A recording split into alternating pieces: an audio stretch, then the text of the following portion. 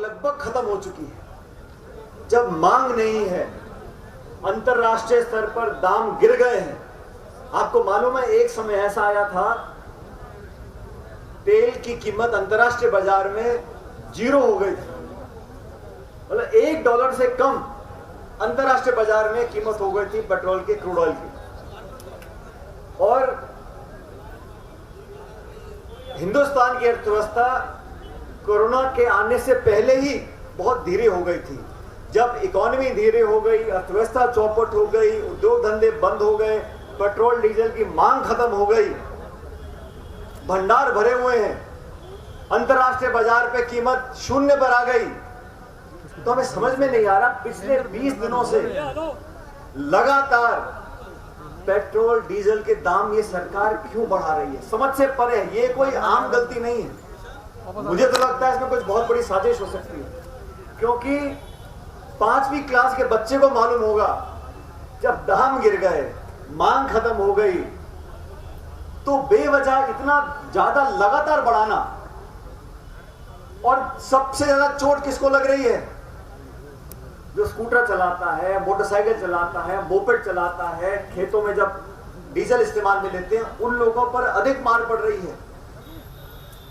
दुनिया में 200 देश हैं, किसी देश में ऐसा हाल नहीं है।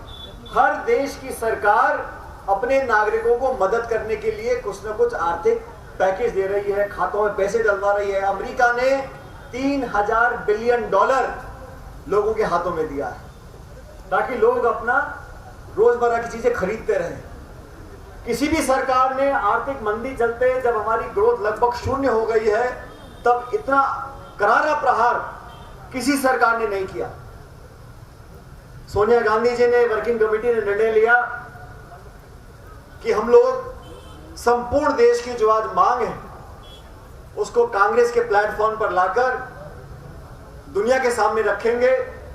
और आज हम सब, आप सबकी तरफ से महामहिम राष्ट्रपति महोदय को एक चिट्ठी लिखकर भेज रहे हैं। जिला कलेक्टर को हम चिट्ठी देंगे ताकि राष्ट्रपति तक चिट्ठी जाए और बेवजह गरीबों पर, मध्यम वर्ग पर, हिंदुस्तान की अर्थव्यवस्था पर, इन नागरिकों के ऊपर जो लगातार आर्थिक प्रहार और हमले हो रहे हैं उसको रोका जाए।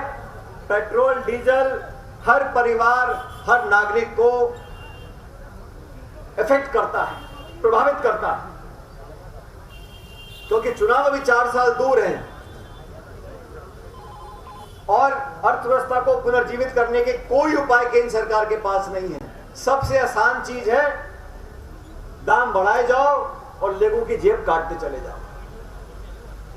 आज मुझे खुशी है, हमारे शहर जिला अध्यक्ष महोदय साइकिल पर चलकर आए और मैंने कहा पसीना बहुत आ गया आपको। मैंने कहा अध्यक्ष जी ऐसा नहीं है, मैं सिर्फ आया हूं साइकिल पे, मैं वापस भी साइकिल पे जाऊंगा अपने घर पर।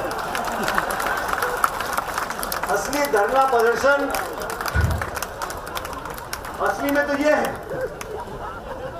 और अच्छी बात है, आज आप डिक्लेयर कर दो नो व्हीकल डे, वो भी किया इन्होंने। और मुझे खुशी है कि जब पिछले 3 महीने लॉकडाउन रहा, हम सब ने उसका पालना करी। और मुझे कहने में कोई संकोच नहीं कि आज का जो कार्यक्रम है, जितना मैं चाहता था उतना अनुशासन से हम लोग नहीं कर पाए।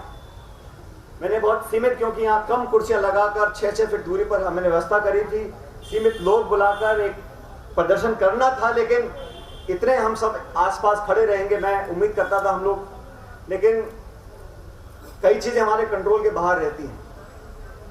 लेकिन अगली बार मैं चाहूंगा हम जो भी कार्यक्रम करें उसमें थोड़ी और अनुशासनता लेकर आए, क्योंकि हम लोग उदाहरण बनते हैं।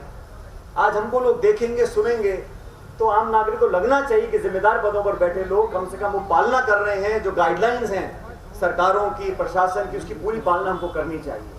कि भविष्य में जो भी हम कार्यक्रम करेंगे इस बात का ध्यान रखेंगे, प्रशासन भी, सेवा दल भी, ताकि मैं जानता हूं बहुत दिनों के बाद हमें आज इकट्ठा होने का मौका मिला।